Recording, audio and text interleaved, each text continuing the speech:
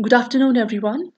So, as we were discussing yesterday about the human relations approach to administration, today we will discuss about the Hawthorne studies. So, they are related to the human relations approach, and these studies they give rise to the human relations, actually the human relations movement.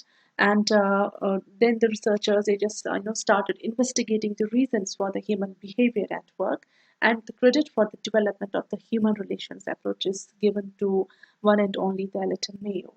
All right. So, for the human relations approach, there are so many contributors, but first, the intensive and systematic analysis of human factor in organization that was made in the form of the Halfstone experiments. So, these studies they were conducted by the Elton Mayo in 1920, and they were conducted at the Western Electric Company at Halfstone, Chicago, USA, by a Harvard Business School and under the leadership of Elton Mayo. So these are all the experiments were conducted under the leadership of Elton Mayo, and they were conducted by the Harvard Business School. Now, what were these experiments and why they were conducted? All right, the Hawthorne plant of Western Electric Company that was the manufacturing telephone system Bell actually, and it employed about 30,000 employees at the time of the experiment. That means when these experiments were conducted, 30,000 employees were working over there. And although the company provided the benefits like the pension, the sickness benefits, and other recreational benefits as well, and so there was a great deal of dissatisfaction among the workers, and productivity was also not up to the mark. So in 1924, a team led by Elton Mayo, they started investigating the causes behind this phenomenon. And they conducted a series of experiments in four phases from 1924 to 1932. And the first phase of the experiments was the elimination experiments that were conducted between 1924 to 1928. That was a period for about around 8 years. All right. And the second phase was a relay assembly test room study, and it was conducted from 1927 to 1929. Third phase was mass interweaving program, and it was conducted from 1928 to 1930. And for phase four was bank wiring observation room experiment, and it was conducted in year 1932. Now we'll discuss all these experiments one by one. So the first experiment, phase one, is our elimination experiments, and they were conducted from 1924 to 1927. And these experiments they were conducted actually to find out how varying levels of amount of light at workplace affected the productivity. And here the assumption was made that higher illumination increases the productivity. So this was the experiment and it was conducted. You can see here, this was conducted on two groups. This experiment was actually conducted on two groups, that is the experimental group and another was the control group. I have just downloaded this picture from Google just to make you understand how this experiment was conducted. So if you can see here, experimental group, first the changes were made in the elimination, then there was increase in the elimination, and then they decreased the level of elimination, and then finally when they saw it in the moonlight elimination, we can see here that was the decrease in the productivity. And in the control group, elimination remained constant all the time, and productivity also remained constant all the time. So there were results were found that there is no relationship between the elimination of light and productivity. Now, what the researchers found from this experiment was that no, they found that as they increased the elimination in the experiment group, that's from this group, both the groups increased productivity, both the groups were increased in production. So when the intensity of the elimination was decreased, finally, the production continued to increase in both the groups. And the production in the experimental group was decreased only when the illumination was decreased to the level of moonlight. So thus it was concluded that elimination did not have any effect on productivity, but something else was interfering with the productivity. So therefore another phase of experiments was undertaken. And the another phase was relay assembly test room experiments. So this experiment it was designed to determine the effect of genes in various job conditions on group productivity. And here, what the researchers did, they set up a relay assembly test room which involved the assembly of telephone relays. and a group of six women were selected for this, and the output depended on the speed and continuity with which the women worked.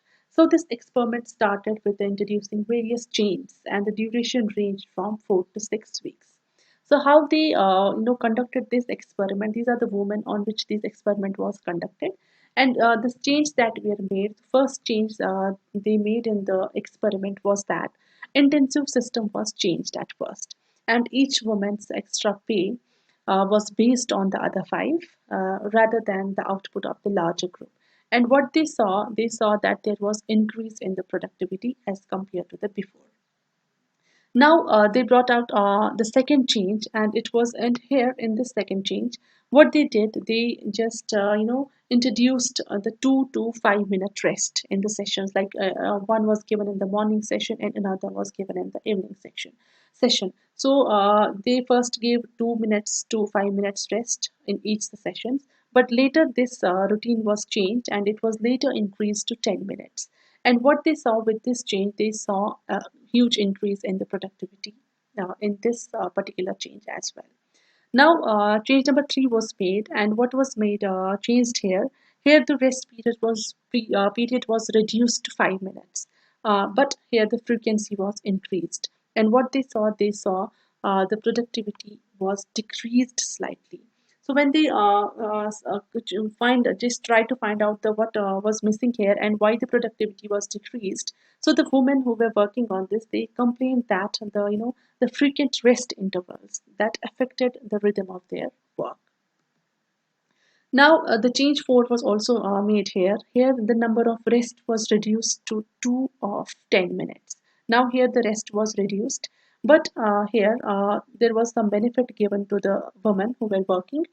They were provided the coffee or soup in the morning with sandwich, and they were provided snacks in the evening. All right. So here, what including this benefit in this particular change, they saw increase in productivity. So this was in the change number 4. Now in change number 5, here the change here the working hours were changed. Here there were so many slight changes in the working hours, and workday were introduced here. Like Saturdays were eliminating; they were giving a holiday on Saturdays, and they allowed women to leave 1 hour early. Like before, they were leaving at 5 p.m., but they were now asked to leave 1 hour early. That's at 4 p.m. And with this change, they saw increase in productivity as well. Now, what they, now what, as these each of the change was introduced, absenteeism, decreased morale, and less supervision was required. Now, the researchers decided to revert back to the original position. That means with no rest and with no benefits. But what they saw, it was a very surprise to them. They saw still increase in the productivity. All right, and further instead of going down. And they concluded that productivity increased not because of the positive change in the physical factors, but just because of the change in the woman's attitude towards work.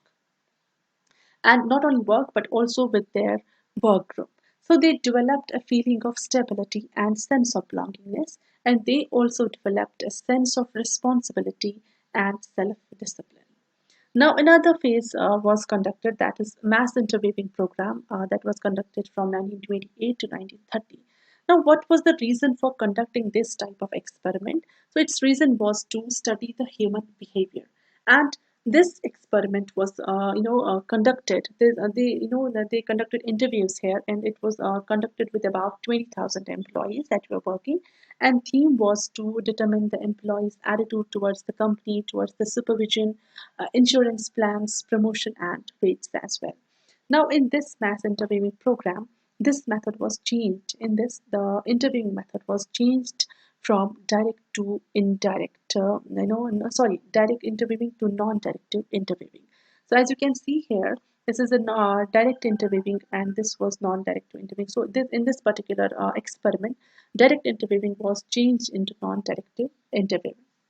But here, the interviewer was asked to listen. He was asked just to listen instead of talking, instead of arguing, or instead of advising. So, the interview program gave the valuable insights about the human behavior in the company, like Workers' behavior was influenced by group behavior, like the position of worker is a reference from which the worker gives meaning to events, features like hours of work, wages, and so on. And the social demand of a worker are influenced by the social experience in groups, both inside and outside from the work plant. Now, after that, phase 4 was conducted, and it was bank wide observation room experiment, and it was conducted in 1932. And here in this particular experiment, here the objective was to analyze the functioning of a small group and its impact on individual behavior. And the assumption was that, in order to earn more, the workers would produce more. And what was done in this particular experiment, it was conducted on the 14 male workers, and they were engaged in an assembly of terminal banks for the use in telephone exchange. Also to get the group bonus, they would help each other to produce more. But however, this assumption, did not hold valid because the workers decided the target for themselves, which was lower than the company target. And this study suggested that informal relationships are an important factor in determining the human behavior. Now, as far as this experiment is concerned, the workers, they just gave the restricted outputs. And what were the reasons actually behind the restricted outputs? So the reason for these such outputs, the first reason was the fear of employment. If there would be more production per head, some of the workers would be put out of unemployment. So this was one of the first reasons behind the restricted outputs from the employees.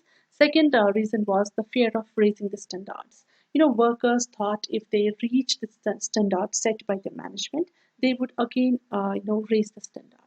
So this was the second fear actually among the employees. Third was the protection of the slower workers. So the workers were friendly on and off the job, but the faster workers, they protected the slower workers by not over, producing. And last was the satisfaction on the part of management. The management seemed to accept lower production rate as on no one was fired from the restricted output. So these were all the 4 experiments that were conducted by the Elton Mayo and his team, and this was all about the Hawthorne studies. I'll see you next week again. Till then, take care and stay home, and please don't forget to subscribe our channel. Thank you.